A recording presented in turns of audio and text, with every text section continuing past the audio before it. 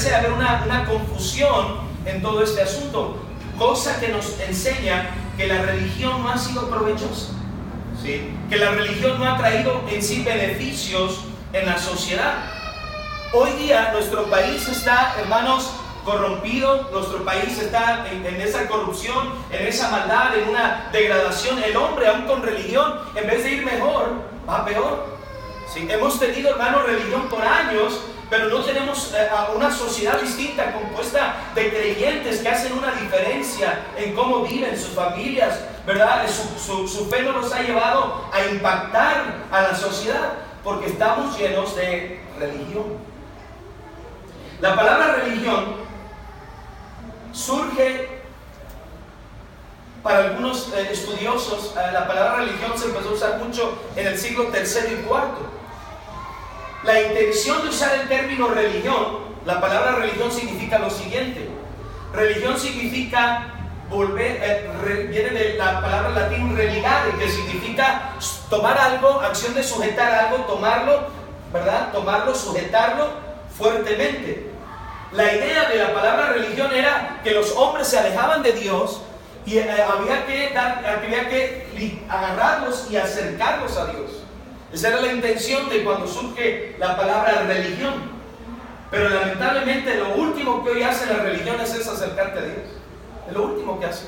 Te llenan de ritos, de tradiciones, de festividades, de ceremonias que tienes que cumplir, pero nada en realidad que te acerque de una manera viva y verdadera al Dios Todopoderoso. Eso es lo lamentable de hoy día. La religión hoy día, la definición ya no es alguien que te acerca a Dios. Religión ya nada más se define como el hecho de conjunto de creencias que alguien tiene. Sí, ya eso se le llama, esa es tu religión, yo la mía, cada quien la suya, nos respetamos y nos damos un abrazo, ¿verdad? La religión ha llegado al concepto de ser las creencias que cada persona tiene. Entonces, hermanos, hoy día la religión, en vez de ser provechosa, es dañina. ¿Tú sabes a quién le habló más fuerte el Señor Jesucristo en la Escritura? ¿A quién les habló de una manera dura? A los fariseos. A los religiosos de su tiempo. Si a alguien habló fuerte, fue a los religiosos de su tiempo. ¿Sabes que Jesús jamás le dijo a sus discípulos hipócritas? Jamás. ¿Sabes a quién le llamó hipócritas? A los fariseos, a los religiosos. Les habló duro, les habló fuerte. Y Jesús, hermano, predicó a rameras, predicó a ladrones, predicó a adúlteros, predicó a gente, hermana, que tenían pecados terribles, pero era gente, hermanos, cual Jesús les predicó con amor, que se arrepintieran, que vinieran a Él como Señor y Salvador. Pero cuando se dirigió a los fariseos eran aquellos hombres que se creían justos en su propia opinión, que eran buenos según su propio concepto, que ellos no hacían mal a nadie y además se atrevían a vivir una vida de juicio, juzgaban a los pecadores, se sentían mejor que los pecadores, como si ellos no lo fueran. Y hermanos, los fariseos, Jesús los confrontó duramente, llamándoles en varias ocasiones hipócritas. Vean conmigo, capítulo 15 de Mateo, versículo número 7, dice la palabra de Dios: hipócritas, bien profetizó de vosotros Isaías cuando dijo. Ahora, les llamó hipócritas y luego vienen en el versículo 12 los discípulos, se enojaron los fariseos. Yo pregunto, ¿por qué no se enojaron los discípulos? También el mensaje fue para ellos, ¿verdad que sí? Solo se ofendieron los religiosos. Hermano, la gente religiosa hoy día, y eso es lo que ha dejado la religión, gente, hermanos, que cuando escucha la verdad se ofende. Eso es lo único que ha dejado la religión. Les han dejado tantos ritos, tantas costumbres, tantas cosas, que cuando escuchan la verdad se ofenden. Que cuando escuchan la verdad no quieren saber nada. A mí mi religión, a mí mis tradiciones, a mí mis costumbres, no me hables de la Biblia. Han llegado a rechazar el precioso libro de Dios, la palabra de Dios. Eso es lo único que ha dejado la religión. Gente que no quiere oír el mensaje verdadero de las Escrituras. ¿Estamos aquí, hermanos? ¿Se puede decir amén, hermanos? Si están de acuerdo, amén, así sea, estoy de acuerdo con lo que se está predicando. Fíjense bien, hermanos, ¿qué nos ha dejado la religión? Eso, gente que rechaza la Escritura, que se ofende cuando escucha la verdad de Dios. ¿Qué ha dejado la religión, hermanos? La religión ha dejado, además, una sociedad llena de ritos y costumbres y supersticiones. Vean lo que dice la Escritura, Mateo capítulo 15, versículo número 3. Respondiendo, Él les dijo: ¿por qué también vosotros quebrantáis el mandamiento de Dios por vuestra tradición? Aquí estaban acusando a Jesús de no seguir una tradición del lavamiento de las manos. Ellos estaban tan preocupados cuántos gérmenes iban a adquirir y cuando había que cumplir esta tradición, que como sistema, como conducta de higiene, pues es correcto, pero ellos lo tenían como un rito ceremonial muy importante, lavarse las manos. Jesús y sus discípulos no se lavaban las manos, no seguían esta tradición, y ellos se ofendían: hoy no siguen las tradiciones. Y Jesús dijo: ustedes, yo quebranto las tradiciones, pero ustedes quebrantan los mandamientos de Dios. Porque teniendo un poco de dinero para ayudar a tu papá y a tu mamá, tú le dices que es tu ofrenda a Dios y olvidas a tus padres. Les dices: hipócritas, ustedes lo que rompen son los mandamientos. Hay un mandamiento de Dios que dice: honra a tu padre y a tu madre, y ustedes por su tradición rompen el mandamiento de Dios. ¿Qué nos ha dejado la religión? Tradiciones, costumbres, ritos, ceremonias que se elevan por encima de los mandamientos de Dios. ¿Está aquí, hermanos? Pues fíjense, ¿qué es lo que ha hecho la sociedad? Un grupo de gente que no quiere la palabra de Dios. ¿Qué ha hecho la religión? Un grupo de gente que tiene por encima sus tradiciones antes que los mandamientos de Dios. ¿Qué nos ha dejado la religión hoy en día, hermanos? Vean lo que dice versículo 8, Mateo capítulo 15, versículo 8. ¿Lo tiene ahí, hermanos? Este pueblo de labios me honra, mas su corazón está lejos de mí. ¿Qué ha hecho la religión hoy en día? Crear un concepto, un modelo de persona religiosa que solamente habla o honra a Dios con sus labios, pero en realidad su corazón no está cerca de Dios. En verdad no aman a Dios con todo su corazón. En verdad no buscan de Dios con el mayor deseo en sus vidas. Hermano, tenemos a un grupo de gente que llega a la iglesia, que habla de Dios y que se sale de ahí, maldice, toma, adultera, ve pornografía. Eso es lo que nos ha dejado la religión. Entran a la iglesia y honran a Dios con su boca, le cantan a Dios, pero su corazón está lejos de Dios. Eso es lo que nos ha dejado gente lejos de Dios. La religión, en vez de acercarla a los hombres a Dios, ha puesto una nube de oscuridad donde es difícil y con claridad conocer a Dios y quién es Jesucristo. Santiago 1:27, vamos para allá, Santiago 1:27. Santiago 1:27.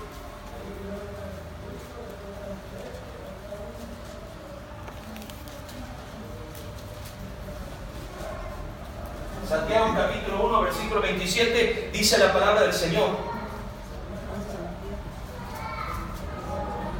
Dice así la Escritura: la religión pura y sin mácula delante de Dios el Padre es esta: visitar a los huérfanos y a las viudas en sus tribulaciones y guardarse sin mancha del mundo.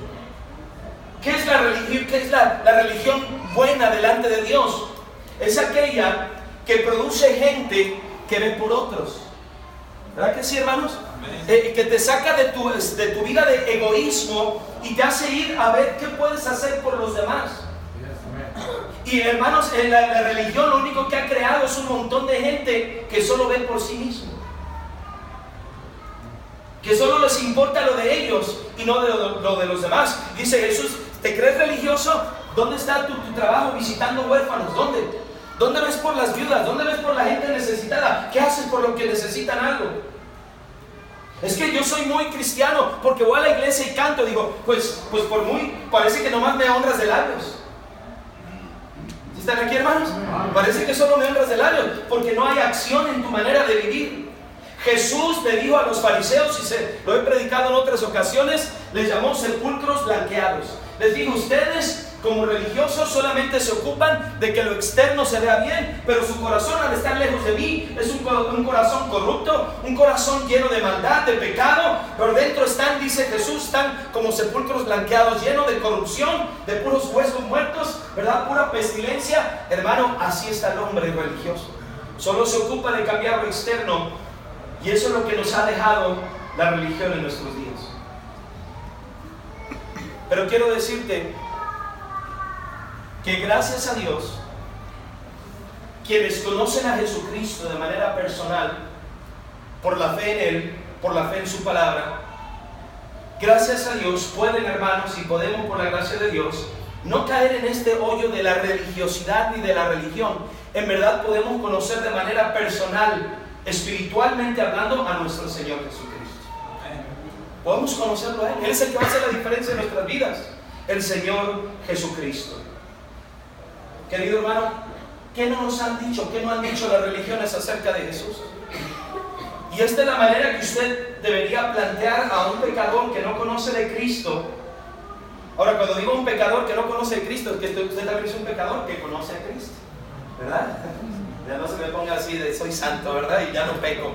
Todavía cojeamos, ¿verdad que sí, hermanos? Todavía pecamos. Pero déjeme decirle, hermano, un pecador diciéndole a otro pecador cómo puede ser salvo. ¿Qué no han dicho las religiones acerca de Jesús? Mire, hermano, yo no voy a hablar como el mundo, ¿verdad? Te pone ese morbo, ¿verdad? Para que tú digas, ¿qué van a decir, verdad? Y la gente dice, vamos a sacar el evangelio escondido de Judas. Oh, el evangelio de Judas. Mira, tienen por años una Biblia, no la leen, pero sale el evangelio perdido de no sé quién y le dan tanto crédito, ¿verdad? Oh, sí, ese libro sí es verdad, el que estaba escondido, el que faltaba, ¿verdad? Y ahí fundan todas sus doctrinas falsas. Querido hermano, ¿qué no nos ha dicho las religiones acerca de Jesús? Vaya conmigo, Juan capítulo 3. Juan capítulo 3. Gracias a Dios, hermano, usted no está en una religión, usted está en una relación personal con Jesús. Y eso vale oro, eso es mejor que cualquier religión, que usted tenga una relación personal con Cristo. Juan capítulo 3, ¿lo tiene, hermanos? Juan capítulo 3. ¿Me regalas poquita más agua? Gracias. Juan 3:1 dice la palabra de Dios. Había un hombre de los fariseos que se llamaba, ¿cómo, hermanos? Nicodemo, un principal entre los judíos. Fíjese bien. Este hombre le pregunta a Jesús, le dice, sabemos que has venido de Dios, pero, gracias, pero este hombre viene de noche porque era un hombre bien reconocido entre los fariseos, entre los religiosos de su tiempo. Algunos saluden que vino de noche para que nadie lo viera. Venía Jesús, le daba pena que lo vieran venir siendo tan reconocido. Este hombre ve en Jesús algo diferente y se acerca a Jesús de noche y viene delante de él. Versículo 3 dice así, respondiendo Jesús le dijo, de cierto te digo, que el que no naciere de nuevo no puede ver el reino de Dios. Nicodemo le dijo, ¿cómo puede un hombre nacer siendo viejo? ¿Puede acaso entrar por segunda vez en el vientre de su madre y nacer? Jesús le da una explicación, versículo 6, lo que es nacido de la carne, carne es, y lo que es nacido del Espíritu, Espíritu es. No te maravilles, versículo 7, de que te diga, os es necesario nacer de nuevo. Jesús le dice a Nicodemo, un hombre fariseo, religioso, reconocido dentro de su pueblo, le dice, tienes que nacer de nuevo. ¿Y sabe qué dice Nicodemo? ¿Qué es eso? ¿Qué es eso de nacer de nuevo? ¿Puede acaso un hombre siendo viejo volver a entrar en el vientre de su madre? ¿Qué es eso? No lo sé. Mira la pregunta de Jesús, versículo número 9. Versículo 9, respondiendo Nicodemo le dijo, ¿cómo puede hacerse esto? Note lo que le dijo Jesús en el 10. Respondió Jesús y le dijo, ¿eres tú maestro de Israel? ¿Y qué, hermanos? Él le dijo, pues si tú eres un hombre religioso, tú eres maestro de Israel. Tú eres un fariseo principal y resulta que tú no sabes cómo nacer de nuevo. La religión no te dice cosas acerca de Jesús porque no saben. No lo saben. Hermanos, quiero que identifiquemos esto en las religiones, la gente religiosa, y no se nos olvide que de ahí salimos muchos, ¿verdad? Ya parece que se nos olvidó, no, somos religiosos. Así andábamos nosotros también. Hermanos, la gente que está en la religión, te voy a decir algo, muchos de ellos son sinceros, están ahí sinceramente, pero nadie les ha dicho estas verdades acerca de Jesús, acerca de cómo nacer de nuevo. Yo te animo, si tú quieres conocer si alguien en verdad te habla con verdad y sabe quién es Jesús, pregúntale esto. Oye, disculpe, usted es aquí un líder espiritual, usted es un sacerdote, un pastor, usted es un padrecito, usted es un reverendo, usted es un cardenal, usted es un, como se le llame. Oye, tengo una pregunta. ¿Cómo se puede nacer de nuevo? Pregúntale. A ver qué te dice. Tú lees Juan 3 y debes tener claro cómo se nace de nuevo. Si tú estás aquí y no sabes qué es nacer de nuevo, no has nacido de nuevo, tú necesitas salirte de la religión y empezar una vida verdadera espiritual en Cristo Jesús. Amén.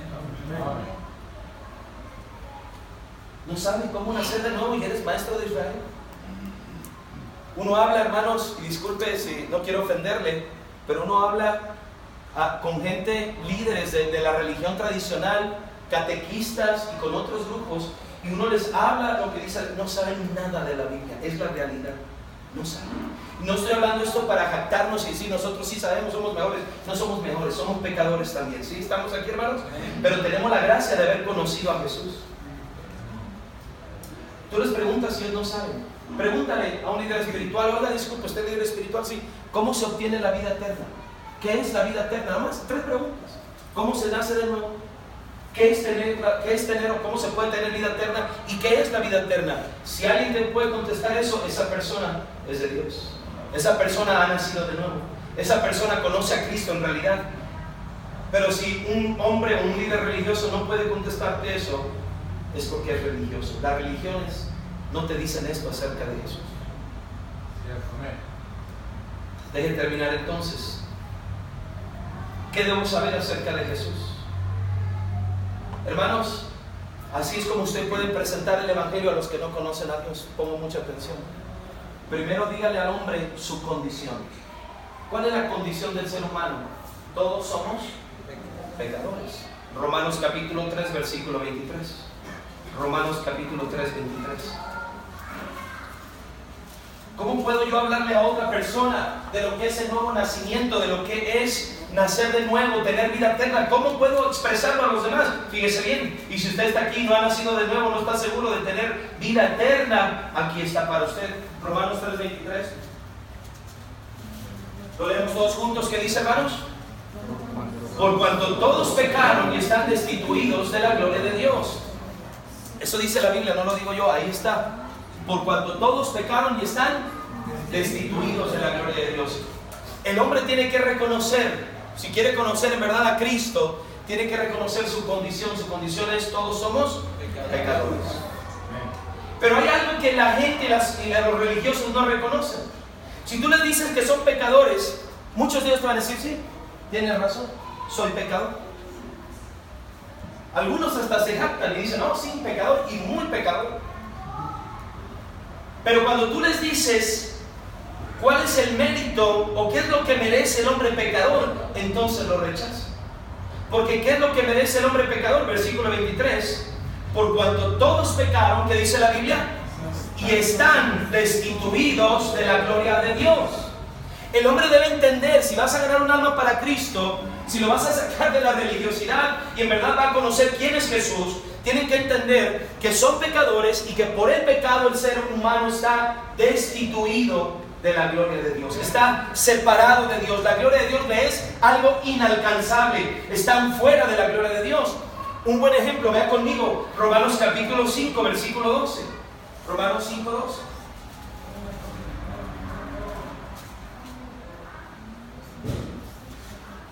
Quiero que lo leamos todos en voz alta. Dice la palabra de Dios, vea conmigo, dice así: por tanto, como el pecado entró en el mundo por un hombre, y por el pecado la muerte, así la muerte pasó a todos los hombres, por cuanto todos pecaron. ¿Quiénes han pecado? Todos. Dice Dios Desde Adán y Eva, el hombre ha pecado. Pero desde Adán y Eva el hombre ha estado muerto espiritualmente. Y la muerte ha pasado a todos los hombres. Recuerda lo que hizo Adán y Eva, hermanos. ¿Qué hizo Adán y Eva? Pecaron, ¿verdad? Desobedecieron. ¿Qué mandato tenían para obedecer? No comas del fruto del árbol de la ciencia del bien y del mal. Y luego, ¿qué les dijo Dios? Pero de todos estos puedes comer. ¿No es cierto que Dios nos da mucho y siempre el hombre se enfoca en lo que Dios dice no? Lo que es prohibido, ahí va el hombre. Y Dios le da muchas cosas buenas al hombre. Y el hombre dice, no, yo quiero lo que Dios prohíbe, porque esa es la naturaleza humana, el pecado. Y entonces ellos ponen atención en ese fruto de la ciencia del bien y del mal y desobedecen a Dios. Dios dijo que el día que de él comieran ciertamente morirían. Ahora yo te pregunto, ¿tomó a Adán y a Eva el fruto y cayeron muertos en ese momento? No. Primero sufrieron la muerte espiritual. ¿Cuál fue? Cuando Dios dijo que estaban expulsados del paraíso. Porque ahora ellos habían pecado. Su naturaleza pecadora los separaba de Dios. ¿Has tratado de mezclar aceite y agua? ¿Qué pasa? Por más que los agites, se separan. Porque sus esencias son distintas, ¿verdad? Quiero decirte, Dios es santo, el hombre es pecador. El hombre es separado de Dios por su pecado. ¿Estamos aquí, hermanos? La Biblia dice Romanos 6:23, entonces, vamos para allá. Romanos 6:23, apúntale para que le hables a otros de Cristo y sepan lo que de Jesús deben de saber. Romanos 6:23, ¿lo tiene, hermanos? Porque la paga del pecado es muerte. Entonces el hombre debe saber, soy pecador, pero no solo es eso, soy pecador y estoy separado de Dios. Quiere decir, cuando yo muera, sigo separado de Dios. No puedo ir con Dios nomás por el automático. Gente dice, ¿verdad? Todos vamos con Dios un día. No es cierto, no todos van con Dios. El hombre pecador, la paga del pecado es muerte, separación de Dios. Apocalipsis 21:8, apúntalo ahí. Apocalipsis 21:8. Dice la palabra de Dios. ¿Lo tiene, hermanos? Amén. Leemos, dice así: pero los cobardes e incrédulos, los abominables y homicidas, los fornicarios y hechiceros, los idólatras y todos los mentirosos tendrán su parte, ¿dónde? En el lago que arde con fuego y azufre, que es la muerte segunda. Fíjese muy bien. ¿Muerte qué? Segunda. ¿Cuál es la muerte primera?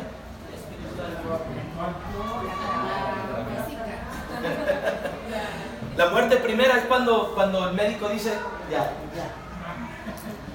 Hasta aquí llegó, ¿verdad? La muerte espiritual y eterna es cuando el hombre, su alma es separada de Dios eternamente. Ya, ¿sí? Y dice el Apocalipsis 21:8, quiero que veas la lista de pecados, pero los cobardes, incrédulos, abominables, y luego ¿qué dice? Homicidas. ¿Qué es lo que piensa la mayoría de la gente? Al infierno debe ir el homicida, el secuestrador, ¿sí? Ahí deben ir los peores pecadores. ¿Pero qué dice después? Los fornicarios, los inmorales, hechiceros, los idólatras y todos los mentirosos. ¿Has mentido? Dice, pero nomás es una mentira. ¿Soy mentiroso por una mentira? Sí. ¿Alguien es ladrón de bancos hasta que roba 100 bancos o roba uno? El que es mentiroso cuando miente 1000 veces o cuando miente una vez. Una vez. Y es que la religión les ha dicho que hay pecados chiquitos. ¿Sí? Son pecados, pero de los chiquitos. Yo hago de los chiquitos. Yo no le hago daño a nadie. ¿Sí? Así es la gente religiosa. Yo no le hago daño a nadie. Yo creo que Dios, a lo mejor, si Dios quiere, pues ya Dios dirá, ya me llevará al cielo. Y la gente se imagina, ya entraré ahí en ese juicio con Dios y me va a poner en una balanza. Miren nada más el concepto, hermanos. En una balanza, ya Dios pondrá lo bueno y lo malo y va a decidir a dónde me manda. Ay, que Dios diga. ¿Verdad que se dice la gente religiosa? Y parece que Dios va a estar ahí. A ver. Ay. Antes de morir regaló 100 pesos. Más bueno que malo. Hermano, se ve y suena y es ridículo. el hombre no tiene peso para decir que es bueno. Todos somos pecadores. Y el pecado nos ha separado de Dios, y lo que el hombre merece es la muerte segunda, es ser apartado eternamente de Dios, eternamente en un lago que arde con fuego y azufre. Esto es el infierno. Hermano, déjame decirte, todos aquí merecemos el infierno. Es lo que Dios dice. Dile a una persona: es pecador. Sí, soy pecador. Por su pecado merece el infierno. Espérame, no. Los religiosos no quieren aceptar que Dios es justo. La gente religiosa dice: es que, así dice la gente, es que un Dios de amor. ¿Cómo un Dios de amor tiene un infierno? Eso debe ser un Dios horrendo. Es que no solamente es un Dios de amor, es un Dios justo y santo. Usted no va a decir: el gobierno de Guanajuato es malo porque tiene cárceles. Estamos enojados, es malo porque hay muchas cárceles. El gobierno no es malo porque hay cárceles. Las cárceles están ahí porque es un sistema de justicia. Y el que delinque y hace lo malo debe ir allá. ¿Sí? Y hay muchos que están afuera que deberían estar adentro. Y hay muchos que están adentro que deberían estar afuera. La injusticia del hombre, ¿verdad? Pero déjenme decirle que, queridos hermanos, el hombre merece el infierno por su pecado, esta separación eterna de Dios por el pecado del hombre. La gente dice, mire, el concepto del religioso, aprendas esto. La gente dice: no soy tan malo como para ir al infierno. Entonces se va a ir al cielo. No, bueno, tampoco soy tan bueno, ¿verdad?, como para ir al cielo. Y al final ni de derecha ni de izquierda, sino todo lo contrario. ¿Verdad que sí? ¿Quién sabe qué dijo el pastor, verdad? Es la realidad. La gente pues no soy malo, yo no creo que tengo que ir al infierno, tampoco soy tan bueno, no quiero pecar de soberbio. Pues ya Dios dirá: hermano, la Biblia dice que eres pecador y que mereces el infierno. Pero aquí está la solución. Número uno, dije: preséntales la condición. Eso tienen que saber. Y ahora aquí está lo que necesitan de saber de Jesús: que Jesús los puede salvar. Que Jesús salva en vida, no salva después de la muerte. Los religiosos creen: me va a salvar después que me muera. No, te salva ahorita en vida. Te da la vida eterna ahorita en vida. Naces de nuevo ahorita en vida. Ahorita, cuando puedes ser salvo. La religión no dice puedes ser salvo. La religión te pone obras para salvarte. Efesios capítulo 2, versículo 8. La religión acostumbra a poner cargas pesadas, imposibles de cumplir, y le dice a la gente: así te salvarás. Efesios capítulo 2, versículo 8. ¿Lo tiene, hermano? Porque por gracia sois, ¿qué, hermano? Yo quiero que ponga atención. Dice: ¿seréis salvos o sois salvos? Sois, en tiempo presente, sois salvos. Yo le pregunto a usted: ¿usted es salvo? La Biblia dice que podemos ser salvos, tiempo presente. Ya Dios dirá: usted es religioso, necesita conocer a Cristo hoy. La Biblia dice: por gracia sois salvos por medio de la fe. Y esto no de vosotros, pues es don, regalo de Dios. Versículo 9, ponga atención: no por obras, para que nadie se gloríe. La religión te dice: haz esto, haz aquello, ¿cuántos sacramentos llevas? Aquí he visto muy fuerte la confesión. ¿Cómo se va a ir al cielo? Con la confesión, con la confesión, con la confesión, con la confesión. O vete caminando a San Juan. O vete caminando a San Juan, donde tú quieras, ¿verdad?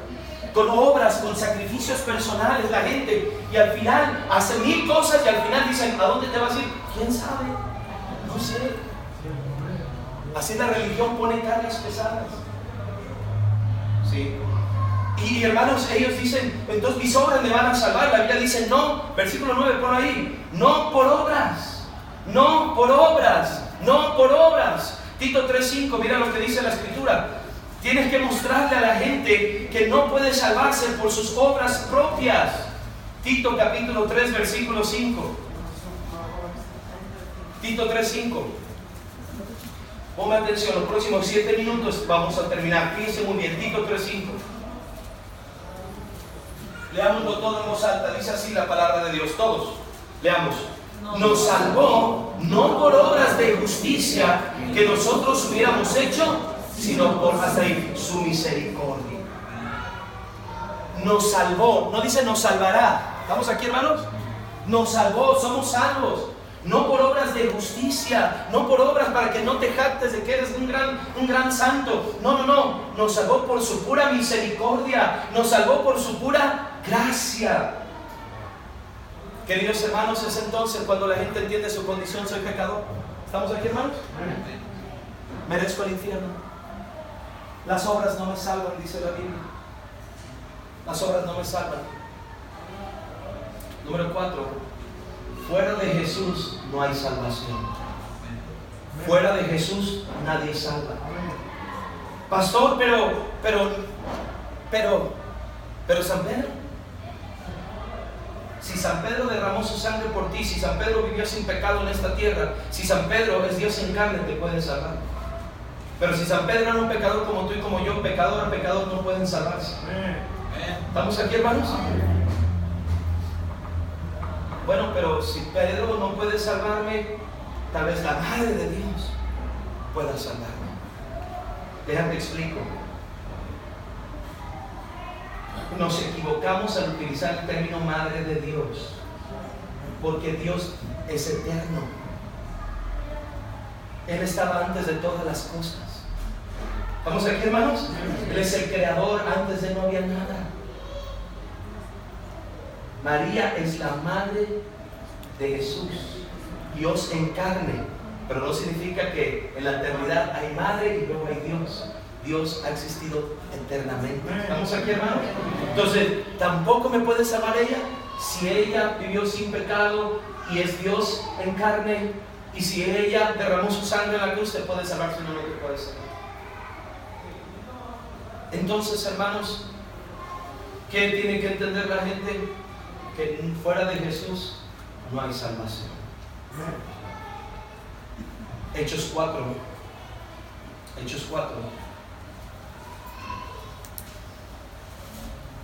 Versículo 12.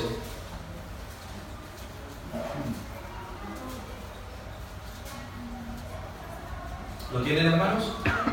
Versículo 12 dice la Biblia: y en ningún otro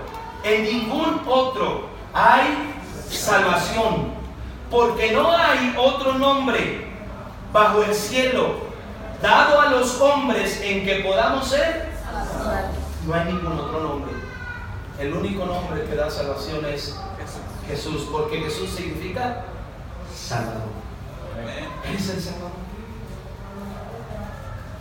Juan 14, vamos a terminar. Juan 14, 6.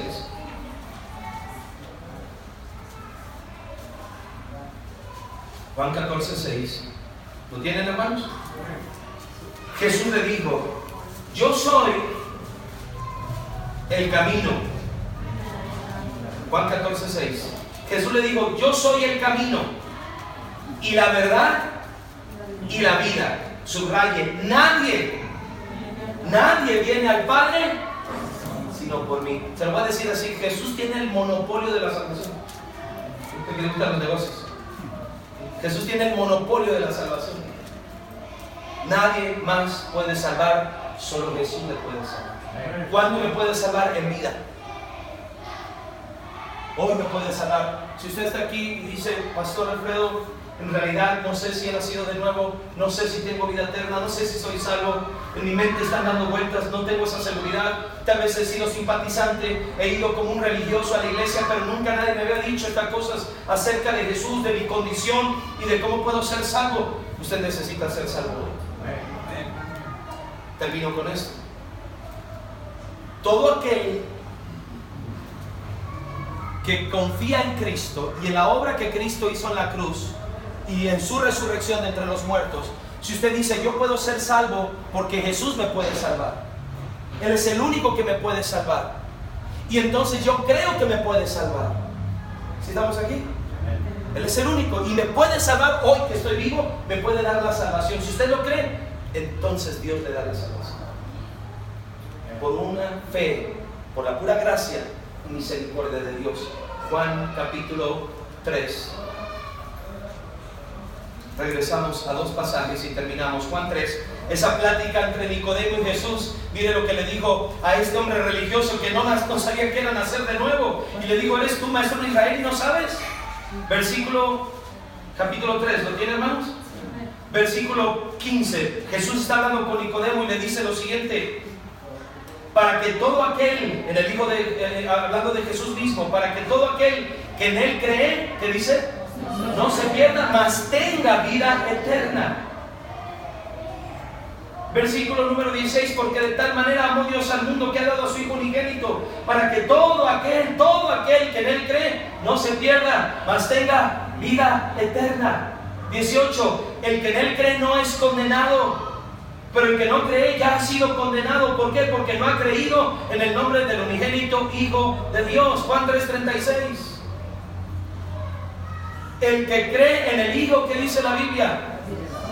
El 3:36, el que cree en el Hijo, dice tendrá o tiene. Tiene, es un hecho consumado, lo tiene de manera permanente y diaria. El que cree en el Hijo tiene vida eterna.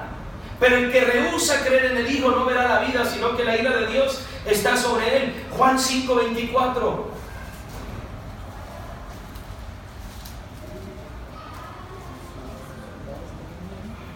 ¿Lo tiene, hermanos? El nuevo nacimiento es cuando la persona cree en Jesús como su Salvador, cree que le puede salvar. Y cuando esa persona recibe a Cristo, tiene vida eterna. Versículo 24. De cierto os digo, el que oye mi palabra, el Evangelio, y cree al que me envió, otra vez, ¿qué dice? Tiene vida eterna, tiene vida eterna. Y luego, ¿y no qué? No vendrá, está en presente, pasado, futuro, vendrá. Y no vendrá. Y no vendrá. El que tiene vida eterna no vendrá. ¿A qué? A condenación, mas ha pasado de muerte a vida. No vendrá a condenación, ya no hay condenación. Tengo vida eterna. ¿Por qué tienes vida eterna? Porque creí que Jesús me podía salvar. Creí en Él como mi Salvador. Tengo vida eterna. Primera de Juan y terminamos. Primera de Juan. Yo le ruego en el Señor, si usted no está seguro de la salvación, de la vida eterna, un mensaje más claro y más dedicado que este tal vez no vuelva a escuchar en su vida. Venga hoy a Cristo como su Salvador. Primero de Juan 5, versículo 11. Y este es, versículo 11, y este es el testimonio que Dios nos ha dado, ¿sí? Otorgado ya. Que Dios nos ha dado vida eterna. Y esta vida está en su Hijo. Sin Jesús no hay vida eterna. ¿Estamos aquí, hermanos? El mismo Él es la vida. Lo dice abajo el versículo 12. El que tiene al Hijo tiene la vida. El que no tiene al Hijo de Dios no tiene la vida. Alguien puede decir, yo quiero la vida eterna, pero no quiero a Jesús. No se puede. Quien tiene al Hijo tiene la vida. ¿Sí? Pero yo tengo a Jesús, pero no quiero tener vida eterna. O hay algo mal, porque si tienes a Jesús, tienes la vida. ¿Están ahí, hermanos? Un hombre caminando por la calle, le prediqué el Evangelio, me dijo, yo tengo a Jesús. Y es de veras. Se levantó su camisa y un tatuaje, ¿verdad? Grandísimo. Aquí está Jesús. Ya sabes, un pandillero, ¿verdad? Aquí está Chuy. Así dicen ellos.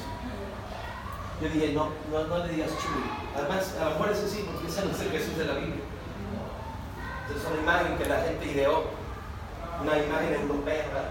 Claro, si no usted sabe. Le dije, no. Si no, Jesús, mira, estás bien cerca de ser salvo, le dije. ¿Por qué? Porque Jesús, en vez de estar aquí, debe estar aquí. Estás bien cerquita, vamos a sacar la regla como 20 centímetros. Si lo pasas de tu hombro a tu corazón, Él te va a salvar. Él te va a dar vida eterna. Pero a Jesús de la Biblia, acéptalo en tu corazón como tu Señor y Salvador. Queridos hermanos, las religiones no hablan de Jesús. Y no dicen que de la salvación. No le dicen a la gente que pueden ser salvos. No le dicen a la gente que por la fe en Él tiene vida eterna.